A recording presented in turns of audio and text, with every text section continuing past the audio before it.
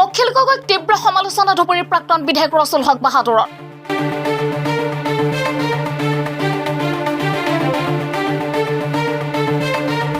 অখিল গগৈ বৰ্তমান মুছলমানসকলক উচতনি দি আছে।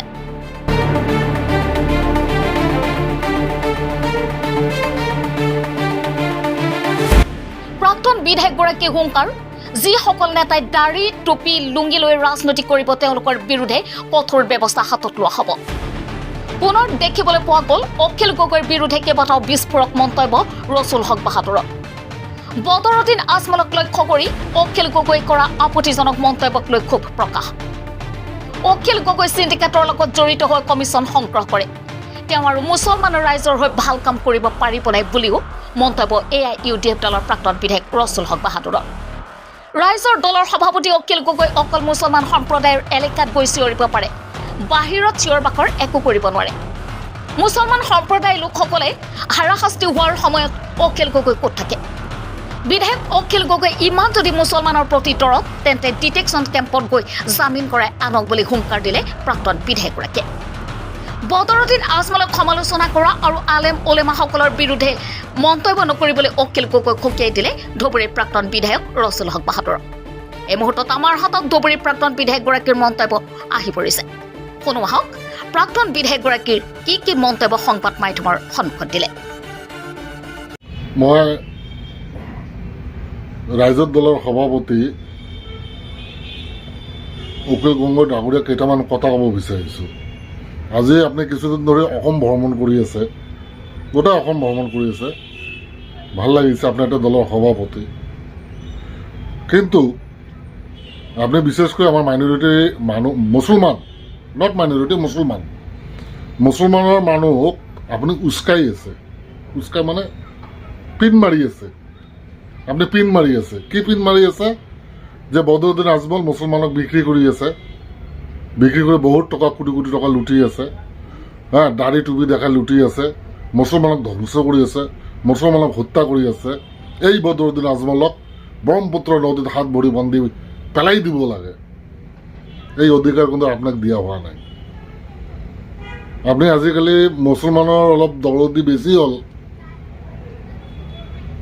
আপুনি এইবোৰ কোৱা ঠিক নহয়। আমাৰ লিডাৰ কোন বা কোন নাই এইটো পিছৰ কথা। আপুনি যে কয় যে মৌলানা বদৰুদ্দিনক আমি হাতে ভৰি ৰছী লগাই 26ৰ ইলেকশ্যনৰ আগত আমি ব্ৰহ্মপুত্ৰত পেলাই, এইটো কোন ধৰণৰ কথা? কেনে ধৰণৰ লেংগুৱেজ? আপুনি বোলে কটনৰ ষ্টুডেণ্ট, আপুনি ইমান ভাল ষ্টুডেণ্ট আছিলে বোলে। আপুনি আলিম উলিমাৰ ওপৰত এটাক কৰি কথা ক'ব আৰু আমি এৰি দিম।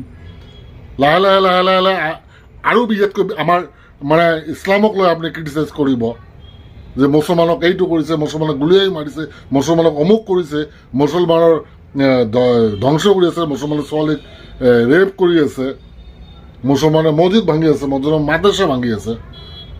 ঘণ্টা আপুনি কি কৰিব পাৰিব? আপোনাৰ কি কৰাৰ ক্ষমতা আছে? এই পিন মাৰাৰ বাহিৰে আপোনাৰ কি কৰাৰ ক্ষমতা আছে? আছে কিবা কৰাৰ ক্ষমতা? আছে যদি আমাৰ ডিটেকশ্যন কেম্পত এতিয়া মুছলিম মানুহ বহুত আছে, আপুনি জামিন লৈ দেখাই দিয়ক। আজি কিছুদিন আগত লাচিত সেনা শৃংখলা চলিয়া উজনি অসমত আমাৰ মুছলিম শ্ৰমিকসকলৰ ওপৰত কেনেকুৱা অত্যাচাৰ কৰিছিল, আপুনি ক'ত আছিল তেতিয়া? এই হাৰতো মাত দিয়া নাই, কিবা কৈছিল জানো? ইয়াৰ প্ৰতিবাদ কৰিছিল জানো? 14ত কোকৰাঝাৰত মুছলমানক হত্যাকাণ্ড কৰিছিল। কি ধৰণৰ হত্যাকাণ্ড হৈছিল? সৰু ল'ৰা ছোৱালীৰ পৰা মাক, বুঢ়া বুঢ়ী কাকো এৰা নাই। আপুনি কি কৰিছিল? আপুনি কিবা কৰিব পাৰিছিল? এতিয়া 26ত ইলেকশ্যন আহিছে, এতিয়া মুছলিম ভোটটো ভাগ কৰি মাছ দি বিজেপি যাতে যায়, আপুনি এইটো চাল চলি আছে। আপোনাৰ বিজেপিৰ লগত আণ্ডাৰষ্টেণ্ডিং আছে। আপুনি বিজেপিৰ পৰা মান্তিলি লয়, মান্তিলি। আপনি কি জানে যে আপনি সব জানে, আমি নাজানো নেকি? আপনি কি বস্তু মই নাজানো, আর মই কি বস্তু আমার মানুষ ভাল করিও জানে। আপনি কিছুদিন আগতে কলে যে হৰণ মহন্ত বুলি এজন কোন মানুহ আছে মই চিনি নাপাওঁ। আপনি চিনি নাপায় হৰণ মহন্তক, আপনি চিনি নাপায়। যিমান সিন্ডিকেট আছে সবৰে লগত আপনি জড়িত আছে। নহ'লে আপুনি টিভি মিডিয়া আৰু মিডিয়াৰ মানুহ কিছুমান মিডিয়া পাগল আপোনাৰ এইবোৰ কথা ক'লে ইহঁতেও পইচা পায় ক'লে যে মই হৰণ মহন্তক চিনি নাপাওঁ আজিৰ দিনত হৰণ মহন্ত হৈছে অসমৰ নম্বৰ 1 চিণ্ডিকেট আমাৰ ধুবুৰী ধ্বংস কৰি দিছে ধুবুৰী বগা চাউল বাংলাদেশ গৈ আছে এডমিনিষ্ট্ৰেশ্যন নাচায় আপুনি নাজানে লক্ষীমাৰী এক্সপোর্ট ইম্পোর্টার ব্রয়লারের গাড়ি গরুর গাড়ি মোচর গাড়ি আপনি না জানে আপনি তো মাল পালে বাস মুখ বন যোৱা দুদিন কিছুদিন আগত ক'লে যে হৰণ মহন্তে এনে এনে সিন্ডিকেট চলাই আছে লুটপাট কৰি আছে পিছত হৰণ মহন্ত আপোনাক মাল দিলে আপুনি বন হৈ গ'ল আপনি অফিচৰ কেনেকৈ ব্লেকমেইলিং কৰে আমি নাজানো নেকি অফিচৰ তলৰ মানুহখিনি আপোনাক যোগান দিয়ে কিছুমান কাগজ এই যোগান দিয়াৰ কাৰণে আপনি প্রেস মিটত এই কথাখিনি আপনি ফাঁস করে দিয়ে ওলাই দিয়ে বাস অফিসার যেতিয়া আপনার লগত ম্যানেজ হয়ে যায় বস্তুটো দি দিয়ে মালটো দি দিয়ে আপনি বন আপনি যি করে করক কোনো কথা নাই কোনো আপত্তি নাই আলিম উলেমা দাড়ি টুপি আর বদরুদ্দোলক এই হাতে ভরি বান্ধি নদীত পেলাই দিয়া কথাটো নকব কিন্তু এইটো কথাৰ পৰা আপুনি সাৱধান থাকিব এনেকৈ নকব আলিম উলেমাৰ বিৰুদ্ধে নকব মৌলানাৰ বিৰুদ্ধে নকব বদরুর সম্পর্কে আপনি কি জানে বদরুদ্দিনকে নতুন পয়সাওয়ালা 15 দিন এই 15-20 বছর হয়েছে বদরুদ্দিনের দলের এমএলএ মই আছিলো আপনার আগত মই এমএলএ আছিলো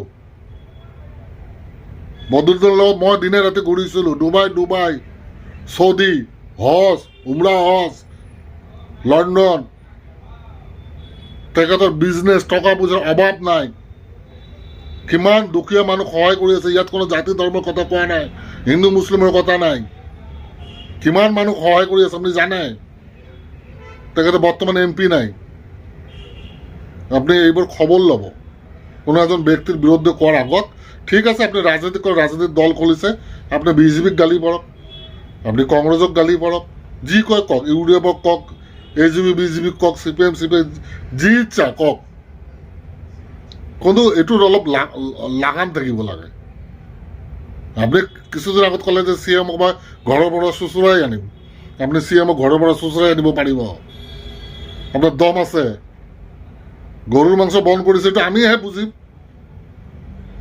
এইটো আমি বুজিম আপনি কৈছে আমাৰ এমএলএ বিলাক এছেম্বলিত যায় টোপনি মাৰি থাকে আরে বাবা টুপুনি মারি থাকে না কি করে এইটো আপনার লুকার নহয় না আপনি আপনার কাম করক আপনি আপনার দলত আপনি অকলে এমএলএ আপনার দলের কাম করক মুসলমান বিধায়কৰ কথা কোৱাৰ আপোনাক দায়িত্ব দিয়া হোৱা নাই তো আপনি আমাৰ মুসলিম মানুষ ইমান দৰদি তো এই হত্যাকাণ্ডৰ ডিটেকশন কেম্পত আছে উজনিত শৃংখলা চলি আমাৰ মুসলিম অত্যাচাৰ কৰিছে কি তেতিয়া কি কৰিছিল ক'ত আছিল আপুনি এতিয়া সংখ্যালঘু আমাৰ মুছলিম এৰিয়াত গৈ হ্যাঁ